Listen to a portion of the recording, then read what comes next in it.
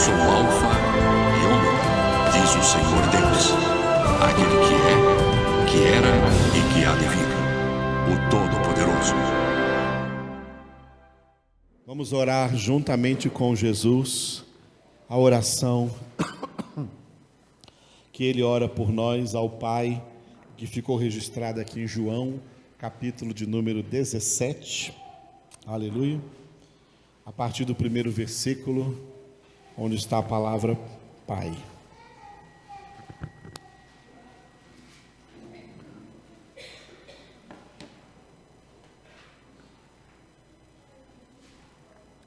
Todos juntos?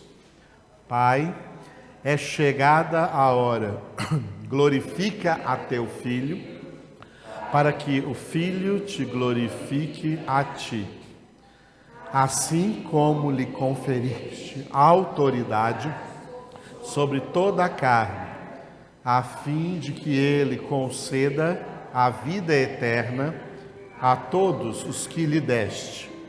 E a vida eterna é esta: que te conheçam a ti, o único Deus verdadeiro, e a Jesus Cristo, a quem enviaste.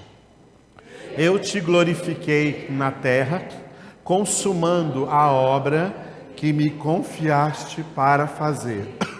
E agora, glorifica-me, ó Pai, contigo mesmo, com a glória que eu tive junto de ti, antes que houvesse mundo.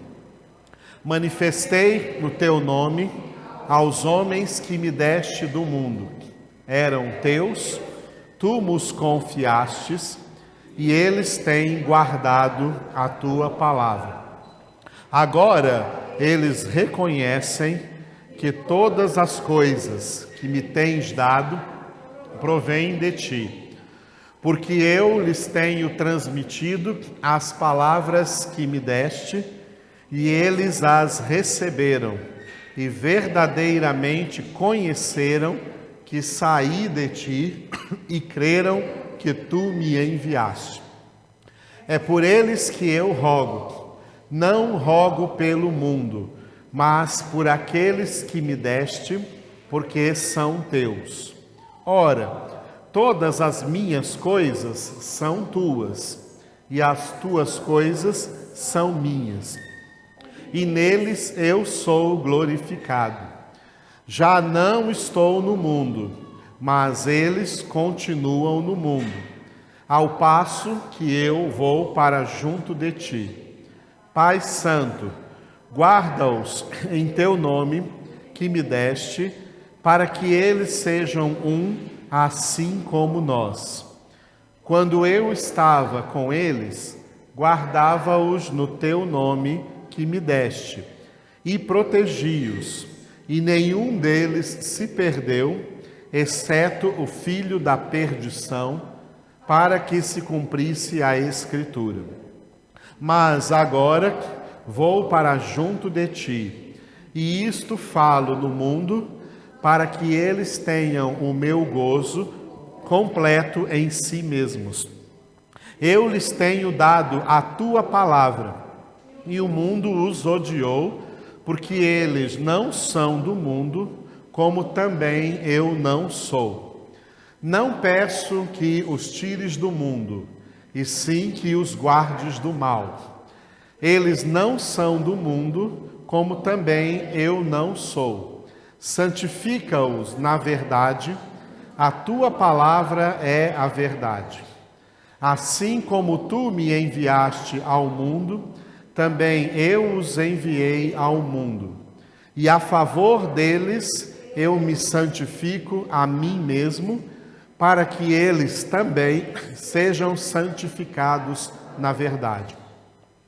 Não rogo somente por estes, mas também por aqueles que vierem a crer em mim, por intermédio da sua palavra, a fim de que todos sejam um, e como és tu, ó Pai, em mim e eu em ti, também sejam eles em nós, para que o mundo creia que tu me enviaste. Eu lhes tenho transmitido a glória que me tens dado, para que sejam um como nós o somos, eu neles e tu em mim, a fim de que sejam aperfeiçoados na unidade, para que o mundo conheça que tu me enviaste e os amaste como também amaste a mim.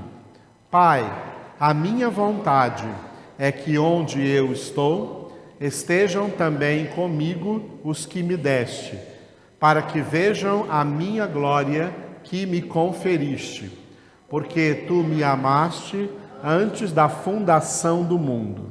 Pai justo, o mundo não te conheceu, eu, porém, te conheci, e também estes compreenderam que tu me enviaste. Eu lhes fiz conhecer o teu nome e ainda o farei conhecer, a fim de que o amor com que me amaste esteja neles e eu neles esteja. Aleluia! Hoje nós vamos meditar no versículo 19, cujo título é, repita, Jesus orou por todos os filhos de Deus eleitos, para que, diga, sejam santificados. Aleluia. Glória a Deus. Este verbo aqui, ele está na voz passiva. Sejam santificados. É claro que a santificação é uma obra de Deus na nossa vida que deve contar com a nossa cooperação. Nós cooperamos com Deus na obra da nossa santificação, ou seja, nós trabalhamos juntamente com Deus na obra da nossa santificação. Mas, se Deus tirasse a parte dele, a nossa parte, o que fazemos para a nossa santificação, não daria em nada. Por isso Jesus disse, sem mim, nada podeis fazer. No entanto, o outro lado da moeda é que Deus não quer operar sozinho a nossa santificação sem a nossa cooperação.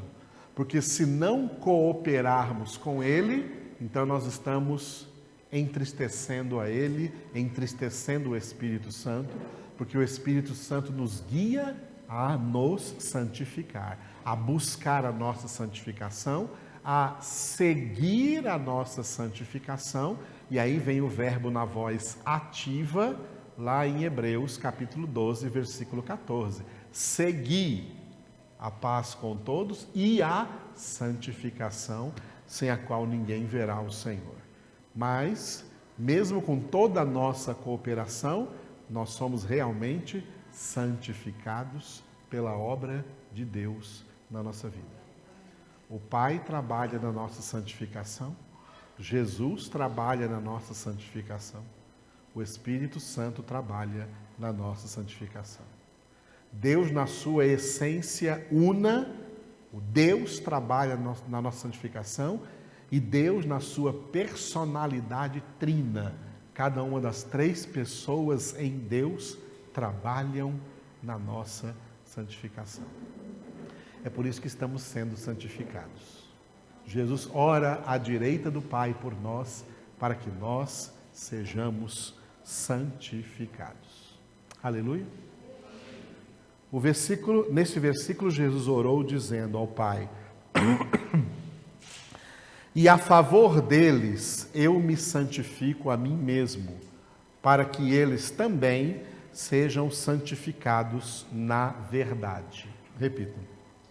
E a favor deles eu me santifico a mim mesmo, para que eles também sejam santificados na verdade. Mulheres.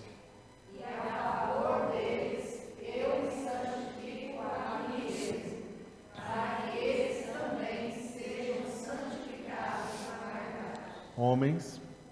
E a favor deles, eu me santifico a mim mesmo, para que eles também sejam santificados na verdade. Todos, a última vez.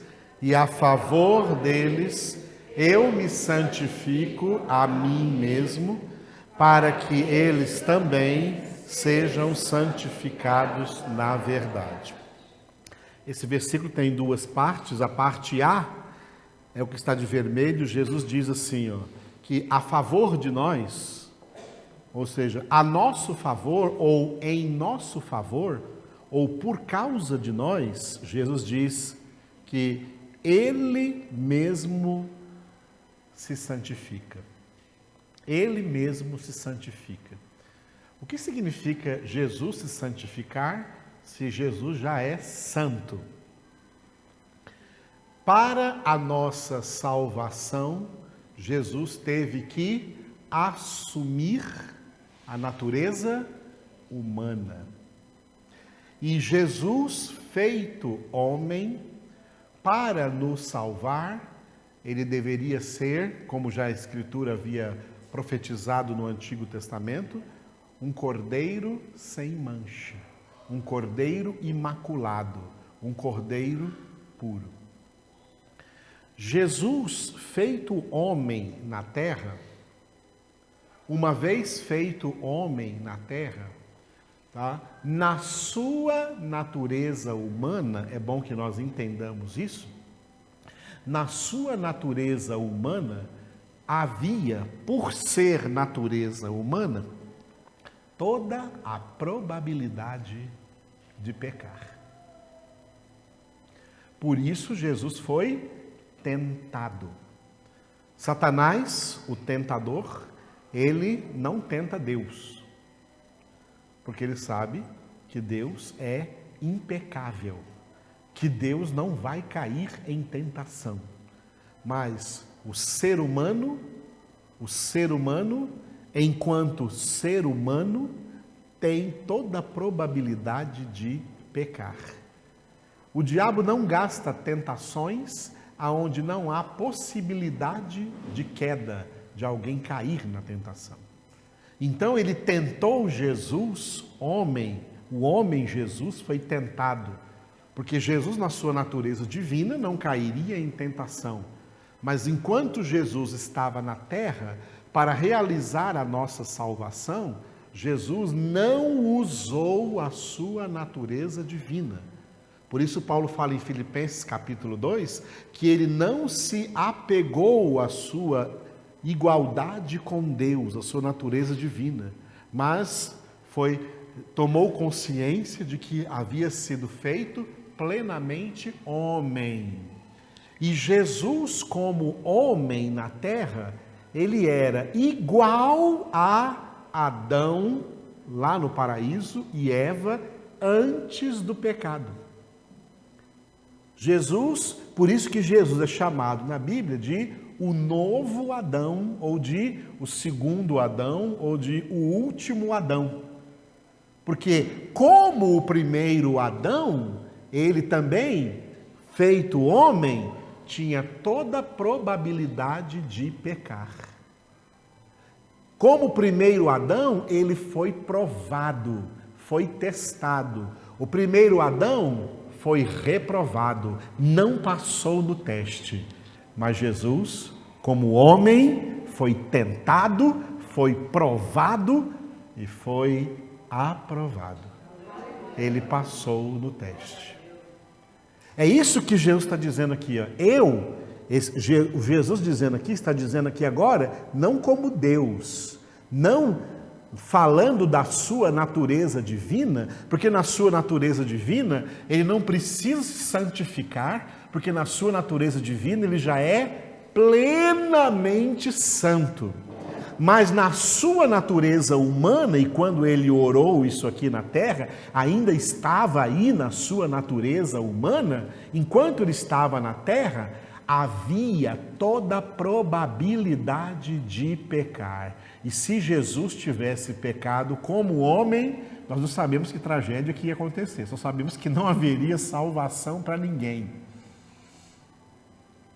Nós todos estaríamos perdidos para sempre. Nós só temos salvação porque Jesus não pecou. E para não pecar, de posse de uma natureza humana, com toda a probabilidade de não pecar, Jesus também, como homem, teve que se santificar. Aleluia. Teve que se santificar. Como Jesus orou por nós aí no João 17, que nós já vimos, né? E ele disse: Pai, santifica-os na verdade, a tua palavra é a verdade. Jesus, como homem, também teve que se santificar na verdade, teve que se santificar na palavra. Abra aí em Hebreus, capítulo 5, versículo 7. Hebreus, capítulo 5, versículo 7. Hebreus 5, 7. Quantos encontraram? Olha o que diz o texto. Ele, Jesus, nos dias da sua carne, tendo oferecido com forte clamor e lágrimas, orações e súplicas, a quem o podia livrar da morte, e tendo sido ouvido por causa da sua piedade, embora sendo filho, aprendeu a obediência pelas coisas que sofreu e, tendo sido aperfeiçoado, tornou-se o autor da salvação eterna para todos os que lhe obedecem, tendo sido nomeado por Deus sumo sacerdote segundo a ordem de Melquisedeque.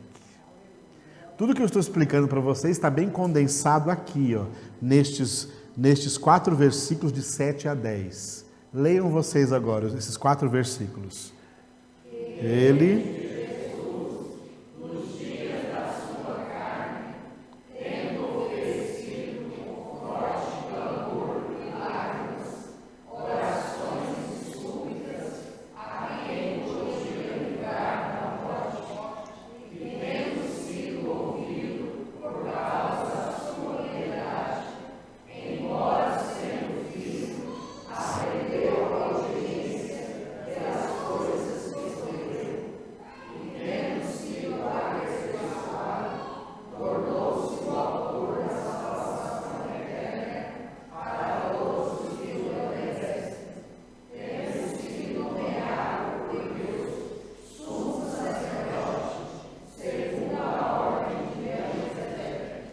Então, quando Jesus orou, é a favor deles que eu me santifico, ele estava falando isso porque ele ainda estava aqui, olha o que o versículo 7 diz, ele ainda estava aqui nos dias da sua carne.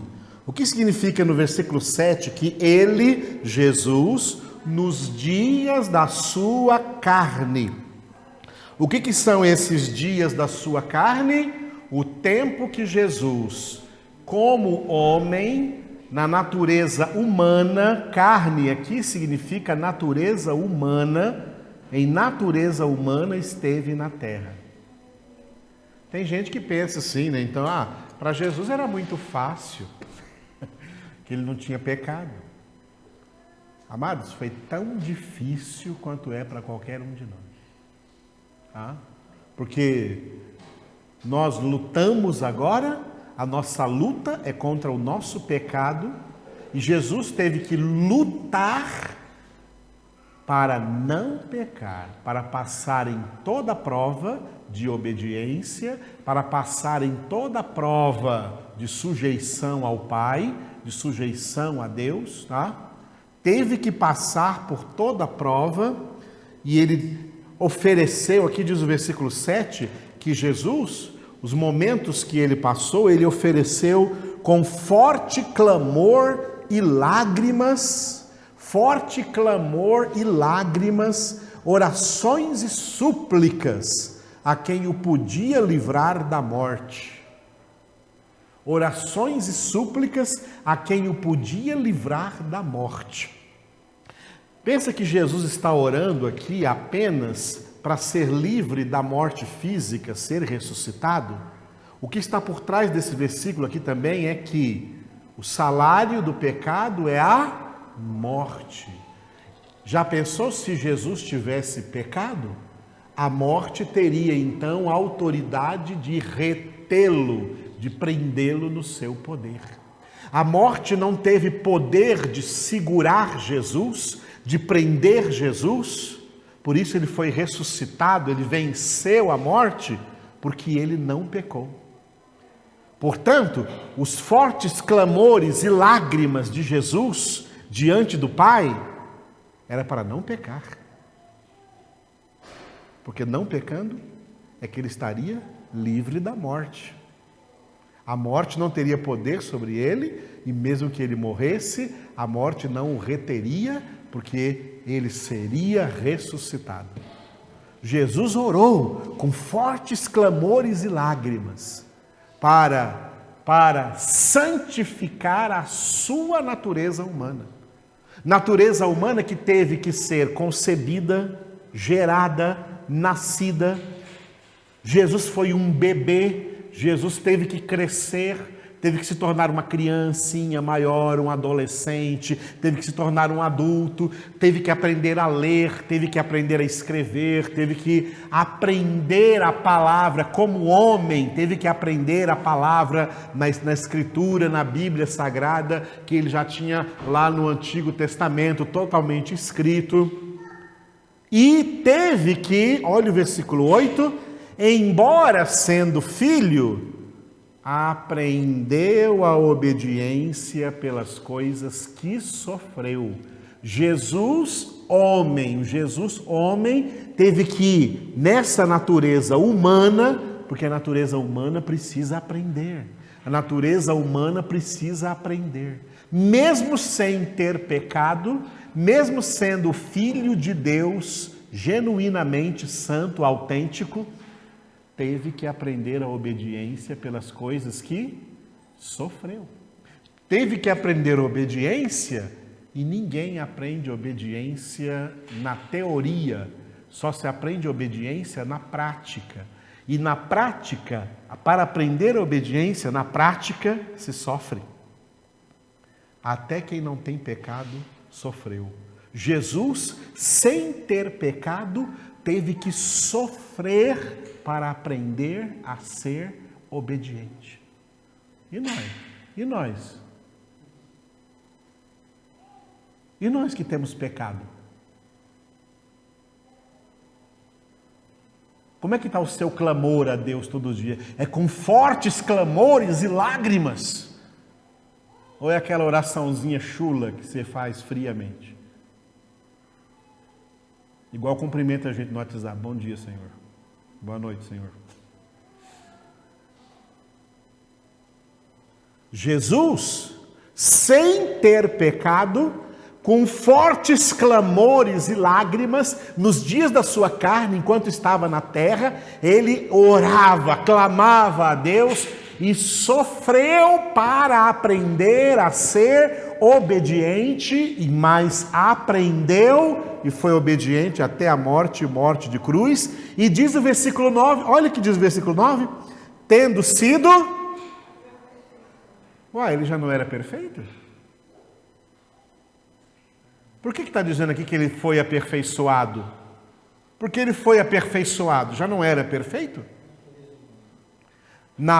A natureza humana, mesmo sem pecado, precisava ser aperfeiçoada. Aperfeiçoada no conhecimento, aperfeiçoada na palavra, aperfeiçoada na prática, aperfeiçoada na mente. Jesus também teve que passar por todo esse processo, e diz a palavra que então ele, tendo sido aperfeiçoado, foi então que ele, tornou-se. Esse tornou-se aqui significa que ele foi aprovado por Deus e tornou-se o autor da salvação eterna de todos os que lhe obedecem.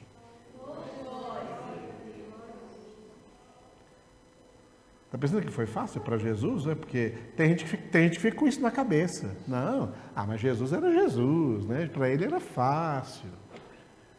Não, muito difícil. Tá? Jesus passou por provações muito difíceis. Jesus passou por tentações muito difíceis. Estou falando de Jesus homem, Jesus feito homem. Passou por sofrimentos terríveis para aprender a obediência, para ser aperfeiçoado. Ser aperfeiçoado é a mesma coisa que ser santificado, tá? São sinônimos. Para ser aperfeiçoado, para ser santificado, para se tornar então autor da nossa salvação. Nossa, se nós também o obedecermos. Paulo em Romanos 8 diz assim, né? Se somos filhos de Deus, somos também herdeiros, herdeiros de Deus e co-herdeiros com Cristo. Se sofremos com Ele, também com Ele seremos glorificados. Sofrermos para aprender a obediência. O ser humano hoje em dia, tá? O pecado fez uma coisa tão terrível nos seres humanos que tudo que eles não gostam é de obediência. O ser humano foi enganado de tal modo por Satanás, o pai da mentira e príncipe desse mundo, que ele pensa que ele pode fazer o que ele quiser, não tem que obedecer a ninguém, só a sua própria vontade, fazer só o que quer. Não é assim, não. Como diz aqui um ditado goiano que eu aprendi aqui, não é coisa não é bagunçada desse jeito, não. Deus é Deus de ordem. Deus de decência e ordem. Deus que chama para a obediência, que nos chamou para a obediência. E Jesus, aquele que a gente pensava que como homem seria fácil ser obediente porque não tinha pecado, sofreu, mesmo não tendo pecado, sofreu para aprender a obediência. E nós? Eu vejo os crentes muito moles, muito moles, não estão sofrendo nada. E quando fala de algum sofrimento, eles caem fora, eles cascam fora. Não, quer pular a cerca. É o cabrito que pula a cerca. A ovelha não, a ovelha aprende. Aprende do pastor. O pastor deu sua vida pelas suas ovelhas. Nós aprendemos do pastor. Nós aprendemos do pastor. Esse é o sentido pelo qual Jesus, então, orou aí no João 17, 19. Entenderam o sentido? E a favor deles, eu me santifico a mim mesmo. Porque se Jesus não santificasse a si mesmo, nós não teríamos santificação, nós não teríamos salvação. Quando a gente pensa no sofrimento de Jesus, só pensa na cruz. Não foi só naquela hora que ele sofreu como homem a sua vida inteira na terra. Ele foi tentado a vida inteira na terra. Ele foi provado a vida inteira na terra. Provado por Deus, testado pelos homens, provocado pelos homens, tentado pelo diabo, tentado pelas circunstâncias, mas ele não pecou, não caiu em tentação, ele foi aprovado, por isso se tornou o autor da nossa salvação. E é por isso que ele diz então aqui, a favor deles eu me santifico a mim mesmo, para que, viu que eu coloquei aspas naquele para que ali? Porque aquele para que significa finalidade, significa propósito. Qual o propósito de Jesus santificar a si mesmo? Qual a finalidade de Jesus santificar a si mesmo? Para que nós também, por isso que eu grifei o também, assim como ele pôde santificar a si mesmo, nós também sejamos santificados na verdade. A diferença entre nós e Jesus é que Jesus aprendeu a obediência pelas coisas que sofreu.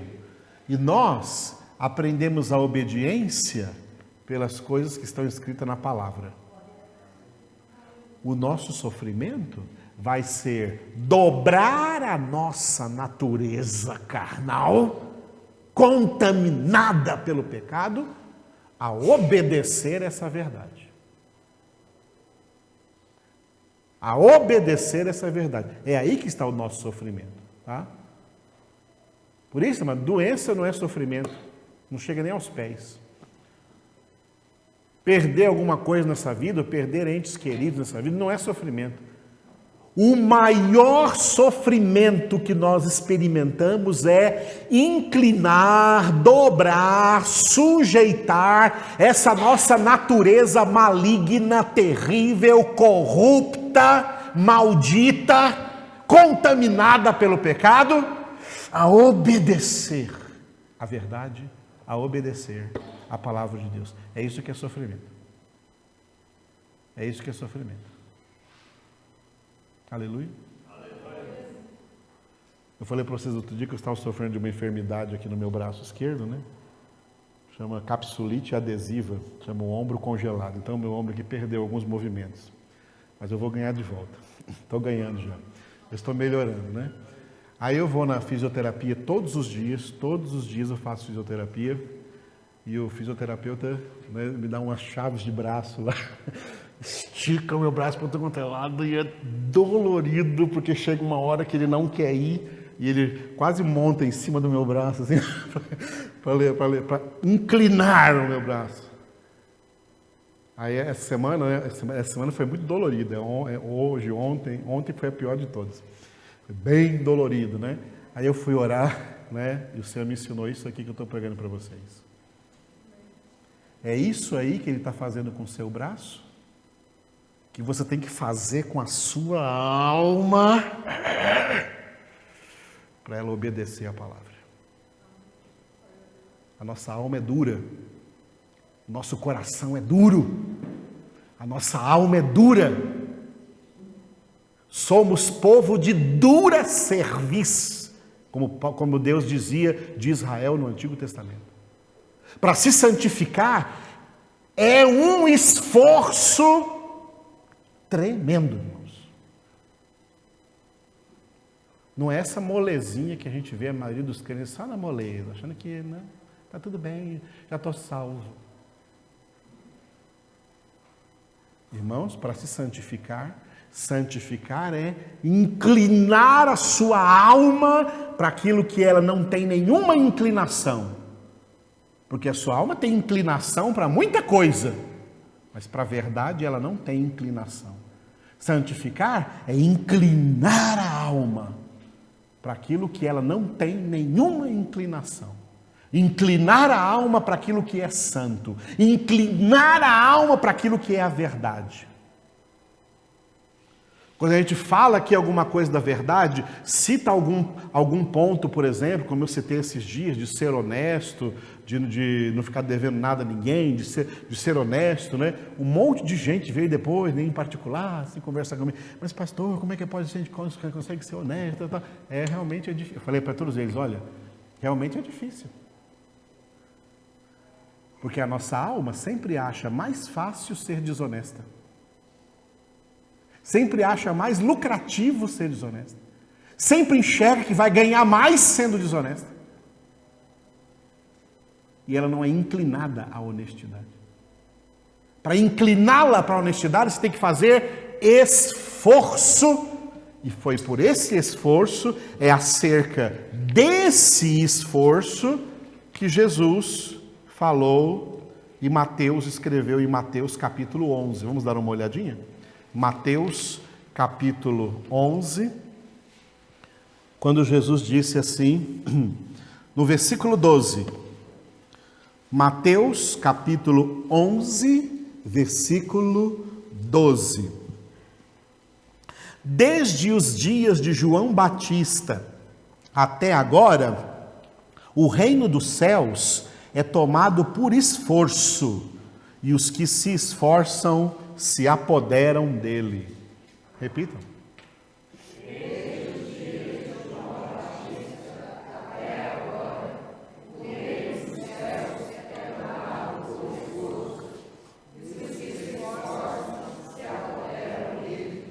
Aleluia. Primeiro, o que significa desde os dias de João Batista? Desde os dias de João Batista representa todos os profetas da antiga aliança. Então, o que Jesus está dizendo aqui com essa expressão é desde os dias da antiga aliança, ou seja, desde o tempo do Antigo Testamento até agora é o tempo de Jesus, o tempo da nova aliança, o tempo do Novo Testamento. Não há diferença entre o Antigo e o Novo nesse sentido. Desde o povo de Deus no Antigo Testamento até o povo de Deus de hoje e o povo de Deus que vai viver na terra enquanto existir a história, tomarão posse do reino dos céus aqueles que realizam este esforço. Diga esforço. E que esforço é esse? É o esforço quase sobrenatural de inclinar a sua alma preguiçosa, inclinar a sua alma teimosa, inclinar a sua alma carnal, inclinar a sua alma rebelde, inclinar a sua alma a obedecer a palavra viva e eficaz de Deus. Ouviu, irmãos? É o esforço sobrenatural. Eu não conseguiria voltar os meus movimentos sem um fisioterapeuta fazendo o que ele sabe fazer para voltar aqui.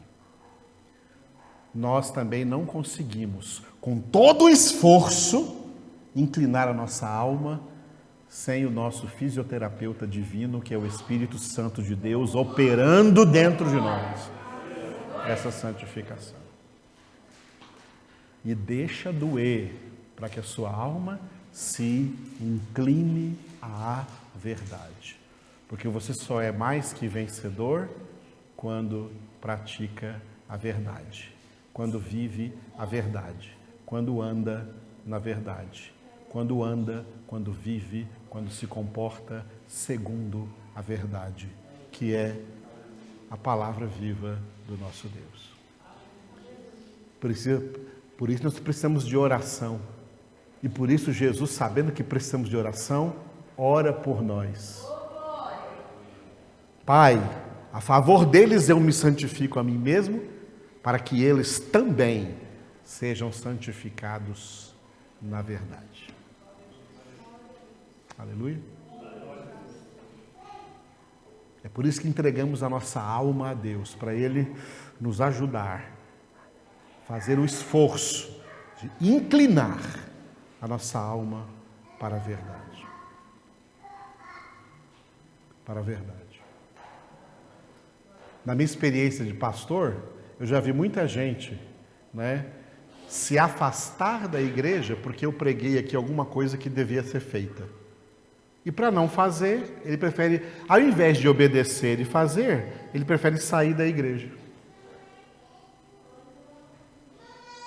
Teve uma época que eu preguei que nós temos que ser radicalmente contra o alcoolismo, não bebemos bebida alcoólica em situação alguma, e nem com essa frescura de que bebe socialmente, isso aí é hipocrisia. Nós não levantamos nenhuma bandeira de bebida alcoólica. O alcoolismo é um instrumento nas mãos do diabo para ceifar vidas, para ceifar famílias, para destruir casamentos. Por isso nós, como crentes, não bebemos, não ingerimos bebida alcoólica. Um dia eu preguei isso, mas 16 pessoas saíram da igreja. Porque elas gostam. Entendeu? Outro dia eu preguei, Deus não aprova união em fornicação, união de casal em fornicação. Homem e mulher que não são casados não podem morar juntos, não podem ter relacionamento sexual, não são abençoados. Ao invés dessas pessoas regularizarem a sua situação diante de Deus, elas preferem sair da igreja porque pregou essa palavra. São dois exemplos que eu estou dando, para ver como a alma humana é corrupta. Tá? Como a alma humana é corrupta. Quer ouvir só uma palavrinha que o beneficie. Você vai ser curado, você vai ser abençoado, Deus vai te prosperar. Agora, uma palavra que mexa com o pecado, que tire do pecado, que chame para a conversão, que chame para a santificação. A alma corrupta, as almas corruptas não querem ouvir, porque elas querem continuar na sua corrupção. Elas querem continuar no seu pecado. Tá? Elas acham mais conveniente continuar no seu pecado. E não se dobram. E é por isso que o diabo tem poder sobre eles, porque a maneira de resistir o diabo é Tiago 4,7. Sujeitando-vos a Deus. Sujeitai-vos a Deus. Resisti o diabo e ele fugirá de vós. O diabo fica reinando na casa dessas pessoas que não se sujeitam a Deus, porque a autoridade sobre Satanás nós temos se estivermos sujeitos, obedientes a Deus. As pessoas ficavam espantadas porque Jesus expulsava demônios com autoridade. É porque ele estava sujeito a Deus. É porque ele estava em tudo sujeito a Deus. É porque ele estava em tudo em obediência a Deus. Quem está sujeito a Deus tem autoridade sobre o diabo. Quem não está sujeito a Deus, não está não. Me lembrei agora de uma experiência que eu tive. Eu fui expulsar o demônio de uma pessoa numa casa. Eu cheguei lá nessa casa, né? A vizinha, que era crente, estava lá de fora também, né? E aí me contaram que a vizinha que era crente foi lá expulsar, né, o demônio, antes de eu chegar. Foi lá expulsar o demônio. E o diabo lá falou para ela assim: você não pode me expulsar porque você pita.